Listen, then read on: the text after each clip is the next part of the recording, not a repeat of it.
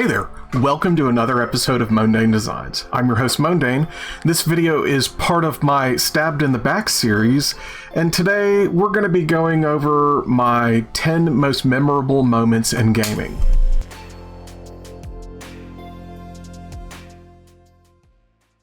Alright guys, thanks so much for watching, and if anybody out there, we don't know who's been tagged so far because, like I said, we got a puppy, so we fell out of touch with reality. So we're going to do an open tag. So if you have not been tagged yet, Mundane. feel free to give us a feedback. Yeah, that'd be awesome. Alright guys, until next time, game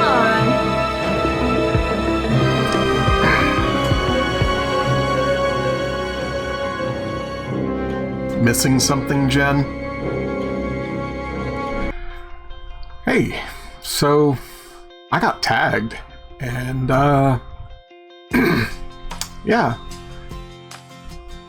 I got tagged. It's okay. One day, it'll be all right. So, Retro Rivals, which is some really great people, tagged me in a video because they got tagged in a video, but they kind of open tagged, and then Jen mentioned me by name. Yeah. So the video is basically your 10 memorable moments in gaming. I had to work on this for a little while, just memory's not what it used to be. I'm in my 40s. Yeah. So, like always, I kind of cheat. I write things down and stuff. So, and I'm not going to present these in any kind of order. The first one I'm going to mention is the ending to Lufia.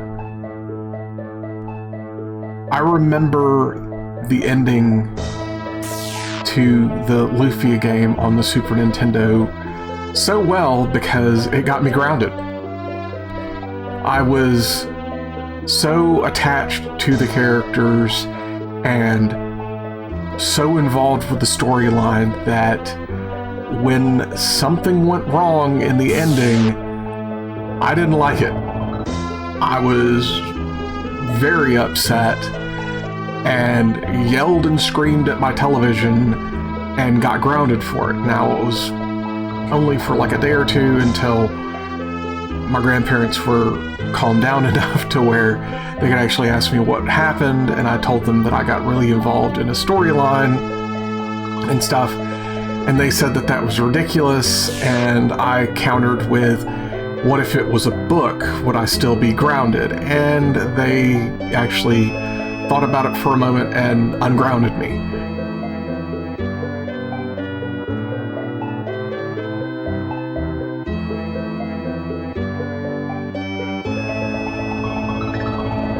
There's a really powerful one for me as my next pick was watching my granddaughter play Kirby on the Nintendo Entertainment System for the very first time. She was 4 or 5, and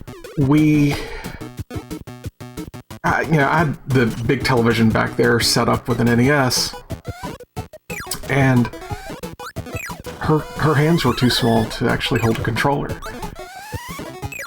And so I set her up with the NES Advantage to be able to play, and she sat in a little lawn chair that she had gotten, and I mean, like, she was tiny. I could see completely over her and see the television when I was sitting behind her, just easily as could be.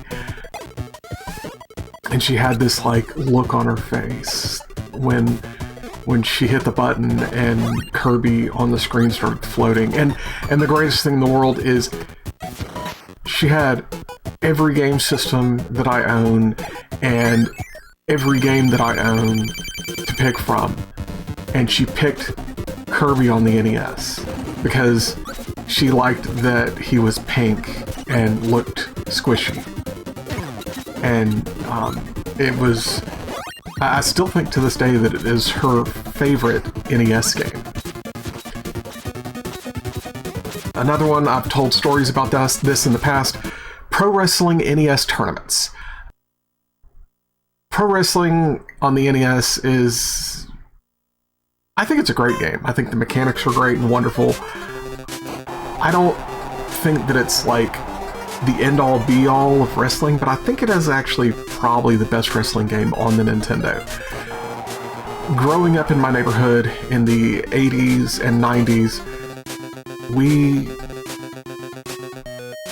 were all kids that had the Nintendo, and we would get together on a Saturday morning at someone's house, and usually it was the person who had the largest television, and we would play pro wrestling tournament, and it would be winner stays and loser leaves, and it was this whole King of the Hill type tournament and stuff, and people would try different characters to try to trip you up and stuff like that, and it was great. It was a lot of fun, and it was something that the neighborhood did almost every Saturday. It was great. Speaking of games with friends, SSX Tricky on the PlayStation 2 was a huge hit with me and my friends. It was so much of a hit that we actually had a communal PlayStation 2 memory card where each of us would borrow the memory card back and forth. If it was my week, I got to work on my character, which was Moby. My other friends had different characters and stuff, and we were all part of the same community memory card and stuff, and it was great. It was a lot of fun. All of the characters were pretty much completely maxed out on that save, and the day that we decided that we weren't going to play it anymore was a little bit sad for me, but we went through and we copied the save to everyone's individual memory card, and the last act was actually deleting the communal save off of the community memory card, because we were done. We had basically mastered the game as much as we could, and we had to move on to other games. Speaking about moving on to other games, again with my friends, Phantasy Star Online Episode 1 and 2 for the GameCube.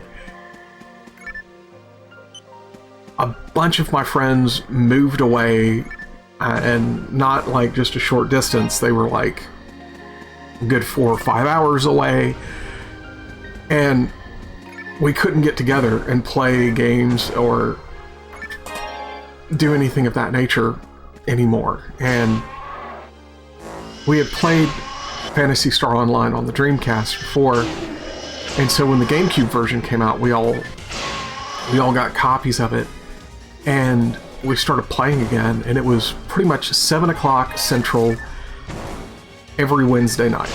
We would create our room, which was called Team Rocket, and I forgot what the password was, but we would do that all the time.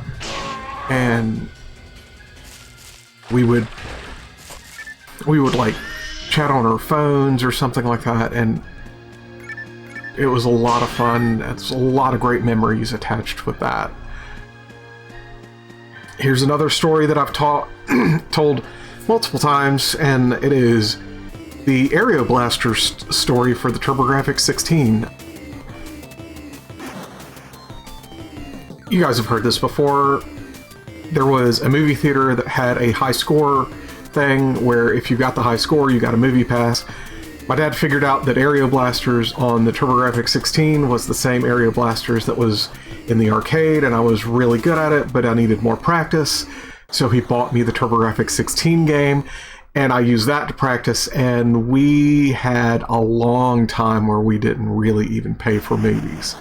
I would beat the high score, and then very shortly after beating the high score, I would die intentionally to basically start the game over and beat the high score a second time, and I would show the guy who was the manager at the time of the movie theater, and he gave us movie passes, and like I saw a couple of Back to the Future movies that way. I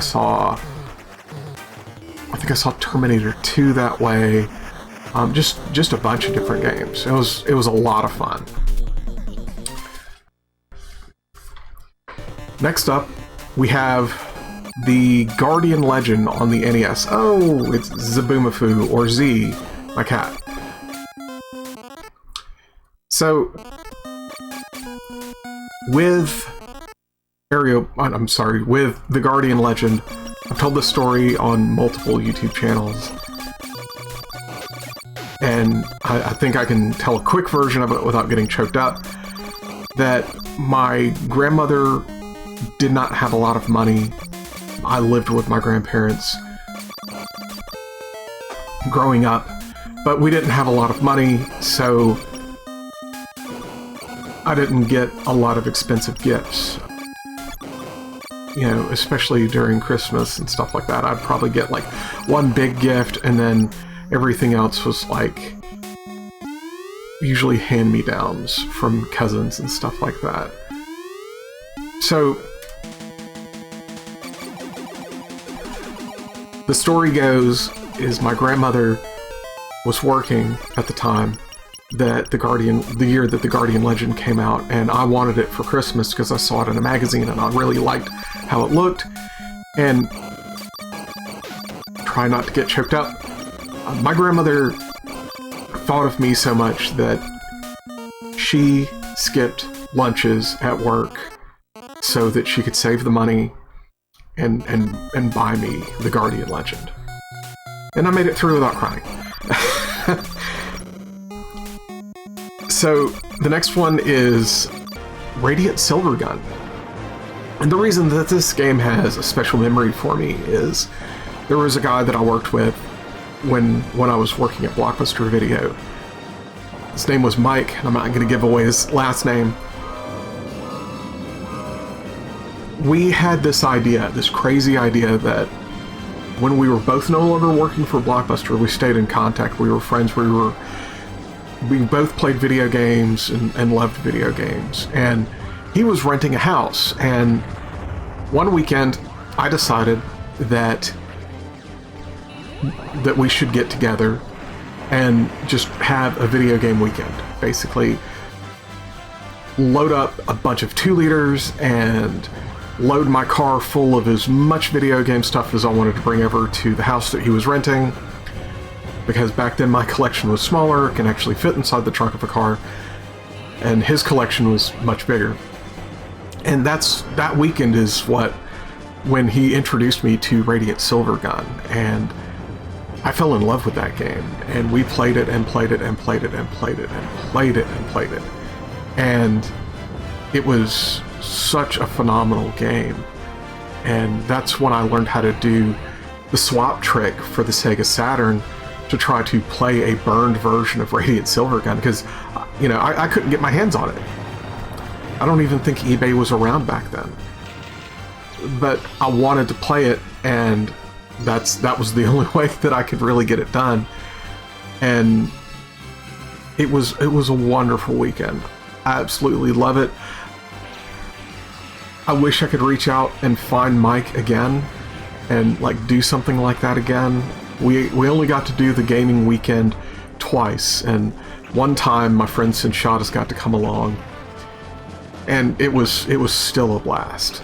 It was even more so of a blast because back then, during the second one we all had handheld systems and we were all playing Pokemon, and so we did a bunch of trades and stuff like that. And it was just, you gotta love when people have the idea of just like coming together and not to trade or not to do it. It's just come together for a whole weekend and just play.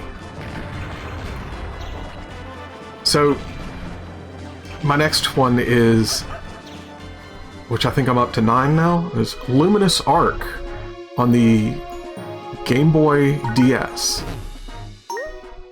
Or the Nintendo DS.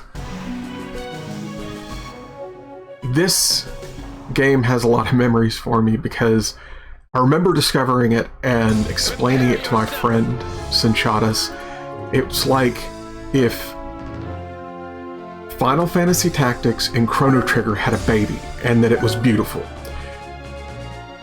This was awesome. And then we found out that there was a versus mode. And the memory is that there's a one-shot character that has such a high strength that he's got this move that he can do that basically one-shots anything in the game. And it's unbelievable. And it got so bad at one point in time that we actually had to ban that character from player versus player play.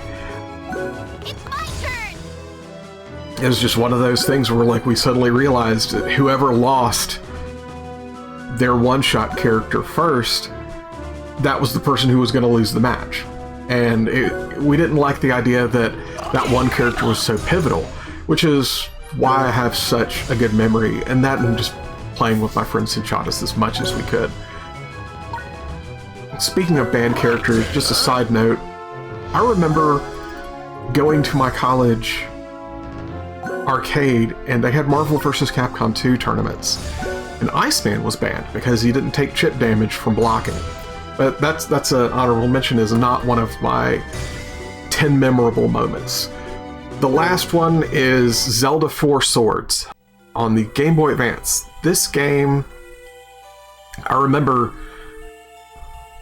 some friends of mine, actually, they were, friends of everybody, including my other friends. We all showed up to a Christmas party and we were all exchanging gifts, and I remember this was one of the first times that I was really excited for what other people were going to open as my gift to them, and I was watching their faces to make sure that it was something that they were actually going to enjoy. But this couple had just recently been kicked out of their apartment because they'd had a couple of issues with the leasing company and how they had been mistreated and stuff. And so when they got kicked out and evicted, they went and canceled the rent check because they didn't know it anymore. So they were going to get that rent money back, and they ran out and they bought everyone a copy of Zelda 4 Swords because it had just come out. And it was at that Christmas party, and the funny thing is we all had our Game Boy Advances already there, and we were all playing various games and having fun. I think we were playing the F-Zero 4-player game to begin with, because we all had our link cables and stuff to play 4-player. And they came in with 4 swords and gave it to everybody, and we were just floored. We spent a ton of time just having a blast, throwing each other into water, dying. And we had a rule, it turned into a drinking game to where if you died in 4 swords, you had to take a shot. And sometimes people got dogpiled and got really, really drunk, and then they would start wandering off and falling into pits on their own and have to take a shot. But I mean, that's a pretty large gambit from when I was 8 years old all the way up to the most recent thing, which was probably my granddaughter picking out Kirby to play and stuff. But yeah, this was a great trip down memory lane. I hope you enjoyed it. But take care, guys. Tagging people.